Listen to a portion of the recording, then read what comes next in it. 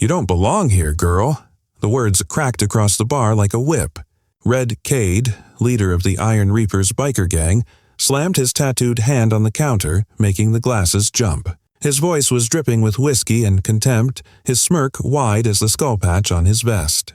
Around him, 7 bikers snickered, their laughter echoing off the walls like rattling chains. At the far end of the bar, a young black woman didn't flinch. Amira halt. Slim, strong, her hair pulled into a neat ponytail, her white tank top clinging to her shoulders like armor. She wasn't laughing. She wasn't even blinking. She just lifted her glass of soda and took a slow sip, like Cade's words were smoke dissolving in the air. The room shifted. Every stool squeaked as the bikers turned to watch. Some customers lowered their eyes into their drinks, pretending not to see. The bartender scrubbed the counter harder, praying the storm would pass. But Cade wasn't letting go. "You hear me, girl?" he growled, leaning closer until his beard nearly brushed her cheek. "This bar ain't for you, unless maybe you want to clean the floors like you belong." The gang roared with laughter. But Amira's face stayed calm, steady, her dark eyes fixed on his. "Move your hand," she said softly. The bar froze. For the first time, Cade blinked. "What?" "Move your hand." He smirked, trying to shake it off. "Or what? You gonna call your boyfriend?" He raised his hand, ready to slap her across the face. What happened next lasted less than a second. So fast, most of the room didn't process it until Cade was screaming. Amira's hand shot up, clamping his wrist midair. A twist, a shift, and cartilage snapped like dry wood. Cade howled, buckling to his knees. Glass shattered on the counter. 2 more bikers lunged forward. Amira moved like lightning, hooking one's ankle, sending him face first to the floor, then pivoting, slamming the other's elbow onto the bar with a sickening crack. Silence. In 5 seconds, 3 Iron Reapers were down.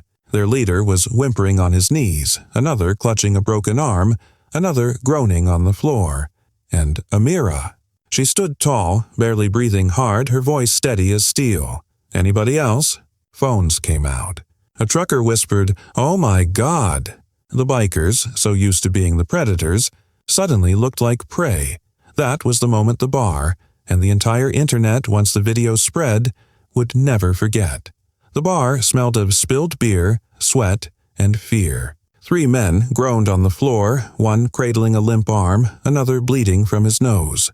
Cade, the so-called king of the Iron Reapers, was kneeling with his wrist pinned against the counter, whimpering like a child.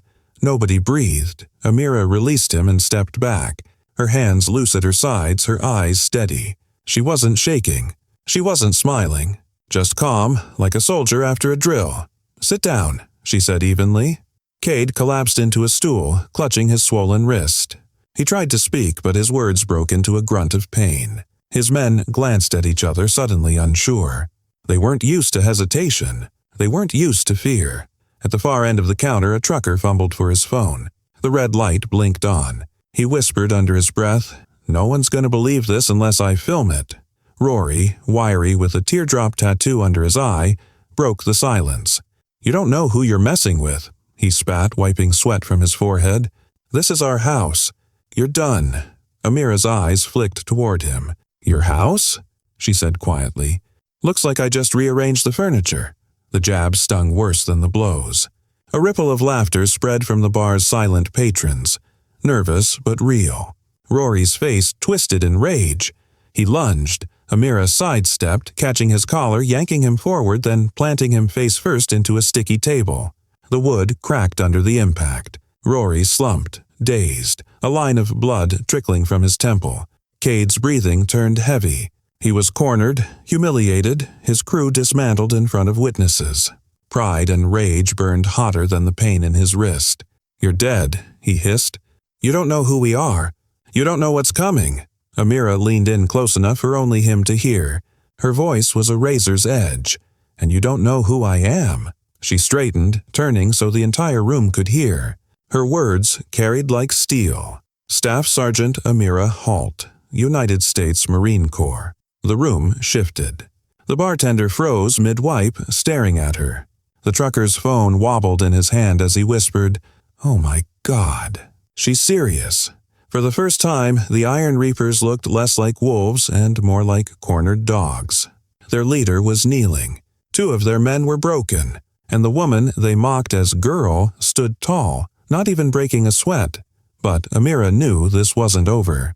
She had seen this kind of pride before. Cornered men didn't lick their wounds quietly. They called for backup, and outside, faintly under the neon hum, she heard it. The low growl of motorcycle engines in the distance. More were coming. The wooden floor vibrated. Glasses rattled on the shelves. The deep growl of engines rolled in waves across the parking lot. Every head in the bar turned toward the door. Amira stayed still, her hand resting lightly on the counter, her stance relaxed but ready. Cade's swollen wrist shook as he clutched it to his chest. His pride burned hotter than his pain. He smirked through his teeth. "Now you're done," he hissed. The front door slammed open. Cold night air rushed in, carrying smoke and gasoline. 3 bikers stepped through first. Their boots thudded against the floorboards. One twirled a heavy steel chain, another rolled brass knuckles over his fingers, and the third gripped a broken pool cue like a spear. Behind them, the doorway filled with leather vests. Skull patches, iron crosses, faces twisted in snarls. Then he walked in. Brick Malloy. Shorter than Cade, but twice as wide, with fists like mallets and a gray beard braided into 2 thick ropes. His vest sagged under the weight of iron pins and patches. His eyes scanned the room, narrowing when they found Cade cradling his wrist on a stool. What the hell happened here? Brick's voice shook the walls. Silence. None of the Iron Reapers answered. Rory groaned from the floor, blood pooling under his cheek. Vince whimpered, holding his bent arm. The witnesses pressed back against the walls, clutching their phones tighter. Brick's glare locked on Amira. "You?" he growled. "You did this?" Amira's eyes didn't move. "They tried to put hands on me," Brick sneered. "So you broke 'em." I defended myself. The chain rattled in the biker's hands. Brass knuckles glinted under neon. More boots crowded in behind Brick. 20 men now, leather and muscle filling the bar, wolves closing the circle. Brick's lips curled into a grin. "Grab her!" 2 men stepped forward. Amira's voice cut through the air like a shot. For the first time, she raised it above a calm whisper. "United States Marine Corps. Step back." The words cracked across the room. For a moment, the bikers froze. Even Brick blinked, thrown by the sheer authority in her tone. But pride is stubborn. Brick spat on the floor. "Marine or not," he snarled, "this is our house." Amira reached into her pocket, slow, deliberate. She pulled out a black wallet and flipped it open. A plastic ID gleamed under the bar lights. The eagle, globe, and anchor unmistakable. Staff Sergeant Amira Halt, combat instructor. Bronze star with valor. Phones lifted higher. Red recording lights blinked. Someone whispered, "Oh my God, she's real." Brick's eyes darted to the witnesses. Too many phones. Too many streams. The world was watching. Still, he growled, "I don't care what medals you got. You're leaving in pieces." He lunged. Amira dropped her glass, rolled her shoulders, and stepped forward to meet him. The room erupted. Brick charged like a bull, his boots pounding against the wooden floor, his fists swinging wide. The air cracked as he threw a punch meant to break bone. Amira moved before the fist landed. One sharp pivot. Her shoulder rolled past the swing, and she hooked his arm. Momentum did the rest. Brick's bulk slammed into the bar with a thunderous crash, bottles toppling, glass exploding across the counter. He groaned, clutching his chest, his breath ragged. "Get her!" someone shouted. Chaos erupted. A biker with a chain swung it at her head. The links whistled through the air. Amira caught it mid-swing, twisted it around his wrist, and yanked. The man flew forward, crashing into a table that splintered beneath his weight. Another lunged with brass knuckles. Amira ducked under his swing, drove her elbow into his ribs, then slammed her knee up into his jaw. He crumpled, blood spraying from his nose. 3 more came at once, roaring like animals. Amira spun low, heel kicking one in the shin, sweeping his legs from under him, then rose into a sharp back fist that cracked against the second's jaw. The third tried to tackle her, but she shifted, locking his head under her arm and driving him into the floor. Phones filmed every second. Gasps filled the air. Someone whispered, "She's dismantling them." Brick staggered to his feet, rage blotching his face. He grabbed a broken pool cue and thrust it at her like a spear. Amira sidestepped, snatched the wood from his hands and snapped it clean across her knee. The sound echoed like thunder. "You're finished," she said flatly. Brick roared, charging again. Amira met him halfway, catching his wrist, driving her palm into his chest and slamming him backwards. He toppled over 2 stools, sprawling in the debris. Around her, leather vests fell one after another. A bottle shattered against the wall as she ducked. She pivoted, twisted a wrist, and sent another man crashing into a jukebox. Neon lights flickered as music sputtered to life, an old country tune buzzing beneath the chaos. The last 3 bikers circled warily now, their bravado gone. One rushed with a wild swing. Amira ducked low, swept his legs, and he hit the ground hard. Another hesitated too long. She stepped forward, locked his arm, and bent it back until he screamed. The last one froze, hands half raised, then backed away, muttering. The floor was littered with groaning bikers, broken chairs, shattered glass. The smell of sweat, liquor, and blood thickened the air, and in the middle stood Amira, calm, steady, her white tank top unwrinkled, her ponytail still neat. Brick tried to rise again, his pride heavier than his body. Blood dripped from his lip. Phones zoomed in, catching every grimace. He looked around the room at his men, 20 strong when they entered, now crawling, clutching their ribs and jaws. The Iron Reapers had been broken, but Amira wasn't finished. She stepped toward Brick, her voice cold, steady. "You think patches make you powerful?" she said. "All you are is noise." The crowd gasped. Brick's eyes burned, but deep down he knew it was over. The bar was silent except for groans and the clink of broken glass sliding across the floor. Neon buzzed overhead, casting a cold glow over bodies sprawled across the wood.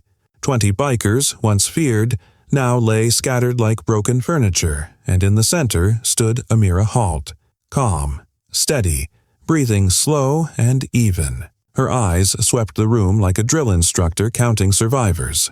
Brick Malloy staggered on his knees, spitting blood, his pride shredded. He raised his head, fury boiling in his eyes, but his gaze caught on the phones. Every angle of his defeat was captured. Dozens of little red recording lights blinked at him like mocking eyes. "Turn them off!" Brick barked, voice raw. "Turn those damn things off!" Nobody moved. Nobody listened. The trucker, Eldon Price, held his phone steady, his voice trembling but loud enough for the bar to hear. "The world needs to see this. They tried to humiliate her. Look at them now," murmurs rippled. Patrons who had sat frozen earlier now whispered, some nodding, some holding their own phones higher. The tide of fear had shifted. Amira crouched slightly, locking eyes with Brick. Her voice dropped to a razor's whisper. "This is who you are." "The world deserves to see it," Brick's breath rattled. He glanced around at his broken men. Some clutched ribs, some whimpered on the floor. His empire of fear crumbled in a single night, by a woman they called Girl. Amira stood, turning to the bartender. "Call the police," she said simply. Mick, the old man behind the counter, froze. His hand trembled as he reached for the phone, dialing with shaky fingers. For the first time in years, his bar felt like a safe place. Cade, still cradling his mangled wrist, spat venom. "You don't know what you've done, Marine. You just declared war." Amira's head tilted slightly. Her voice was calm, almost gentle. "No, you just lost one." Outside, faint sirens began to wail, their red and blue glow flashing faintly against the windows. Panic rippled through the broken bikers. Some scrambled for the back exit, tripping over chairs and each other, desperate to escape before uniforms arrived. Others froze, muttering excuses, holding their hands in surrender. Brick tried to stand, but his knees buckled. He slammed his fist against the floor. "This isn't over!" he growled. Amira stepped closer, her boots crunching on broken glass. She leaned down, meeting his eyes with steady calm. "It's over for tonight," she said softly. "And tonight is all you had." The sirens grew louder, flashing lights now bleeding across the floorboards. Witnesses turned their phones toward the windows, capturing every moment of the police arrival. Amira picked up her jacket, slung it over her shoulder, and walked back to the counter. She lifted her glass of soda, still half full, and took a slow sip. The room exhaled. For the first time, the Iron Reapers looked small. The sirens screamed louder until red and blue light painted the bar's shattered windows. A moment later, the front door creaked open. 2 uniformed officers stepped inside, hands hovering near their holsters, scanning the wreckage. The scene froze them. 20 bikers lay broken across the floor, some groaning, some holding broken arms, others too dazed to move. Tables overturned, glass crunching under boots. And in the middle, Amira Halt, standing tall, her jacket slung over her shoulder, calm as if she had just finished a routine drill. What in God's name happened here? The taller officer muttered. The bartender, Mick, found his voice for the first time. He pointed a shaky hand toward the bikers. They started it. She finished it. Phones immediately swung toward the officers, capturing every word. The room had become a courtroom, and the jury was millions waiting online. Cade, pale and trembling, tried to raise his voice. "She attacked us. She's crazy. Arrest her! Liar!" A patron shouted from the corner. "I saw it. They threatened her first," another voice joined in. "They tried to hit her. She warned them." The officers hesitated, eyes moving between the broken bikers and the calm woman before them. Amira didn't flinch. She reached into her back pocket slowly, pulling out her wallet again. Staff Sergeant Amira Halt, United States Marine Corps, IDs inside. She held it up steady. The taller officer took it, his eyes widening as he read. His voice steadied. "Is this true?" "Bronze Star with Valor," she confirmed. 12 years active duty." The officer handed the ID back carefully like it was made of glass. Around them, the crowd murmured louder. "She's a Marine," someone whispered. "No wonder." Another voice breathed. Cade tried one last desperate lunge, pointing at her with his good hand. "She's lying." The trucker Eldon Price stepped forward, holding his phone high. "Lying? I filmed the whole damn thing." He turned the screen so the officers could see Cade's raised hand, the threats, the slurs, and then Amira's lightning-fast defense. Every detail caught in crisp resolution. The shorter officer's jaw clenched. He turned to Cade. "Put your hands where I can see them." "What? You're arresting me?" Cade sputtered. "You and every one of you who tried to assault her," the officer snapped. He glanced around at the groaning men. "Looks like you lost." The crowd erupted, some clapping, some laughing nervously, others whispering in awe. Amira didn't gloat. She simply slipped her wallet back into her pocket and said, "Respect isn't a request. It's a boundary." They crossed it. The words hung heavy in the air. Even the officers seemed moved. Brick, blood on his lips, spat weakly at the floor. "This isn't over." Amira finally looked at him, calm, cold. "It is tonight." The officers cuffed Cade first, then Rory, then Brick. Phones recorded every second. Online, the story was already going viral. By dawn, the bar looked like a war zone. Broken stools stacked in a corner, glass swept into piles, the jukebox dark and silent. Outside, squad cars lined the road, their lights fading as the last of the Iron Reapers were loaded into custody. The roar of their motorcycles was gone, replaced by the calm hum of silence. Amira Halt stood near the door, her jacket slung over one shoulder, ready to leave. Her face was calm, her posture steady, like nothing had happened. But everyone in that room knew they had witnessed something unforgettable. The trucker, Eldon Price, lowered his phone, still buzzing with notifications. The video had already spread, comments flooding faster than he could read. Black woman takes down biker gang. Marine teaches respect. Wrong woman to mess with. The story was no longer theirs to contain. It belonged to the world. Mick, the bartender, approached her with hesitant steps. "Ma'am," he said, voice cracking, "I've been running this bar 30 years. I've seen a lot of fights. But tonight, you didn't just fight. You taught them something." Amira's eyes softened just slightly. "I didn't do it to teach," she said. "I did it because men like that never stop until someone makes them." June, a young waitress who had hidden behind the counter during the chaos, stepped forward. Her voice trembled. "I've been scared of them for years. Tonight, you showed me they're not invincible." Amira placed a steady hand on her shoulder. "Fear only has power when it's shared. Break it, and they lose." The officer from earlier, now finished with paperwork, nodded respectfully as he passed. "Thank you for your service, Staff Sergeant. You did more for this town in one night than most of us could in a year." Amira didn't smile. She just gave a small nod, like a soldier acknowledging a comrade. Then she pushed open the bar door. Morning light spilled across the cracked asphalt outside. She stepped into it, her boots crunching softly. The air smelled cleaner now, quieter. Inside, the patrons began talking, voices rising with excitement. Some clapped, some laughed nervously, still in awe, and every single phone kept buzzing, the story spreading far beyond Missouri, to living rooms, offices, and schools across the world. In living rooms that night, people would watch the video and feel a spark, the reminder that strength doesn't always look like leather and tattoos. Sometimes it looks like calm eyes, steady hands, and the refusal to be broken. Because Amira Halt proved something the Iron Reapers never understood. Respect isn't given by fear, it's earned by courage. As she walked toward her truck, Eldon's voice carried faintly behind her. "Ma'am, the whole world's watching." She didn't look back. She didn't need to, because she had already said everything with her actions. They called her girl like she was nothing. They thought a black woman alone in a bar would be easy prey. But in minutes, they learned the truth. She was a Marine, a warrior, and the wrong woman to cross. If you believe respect is a boundary, not a request, hit that like button, share this story, and tell us in the comments where you're watching from. Because the world needs more reminders that dignity always fights back.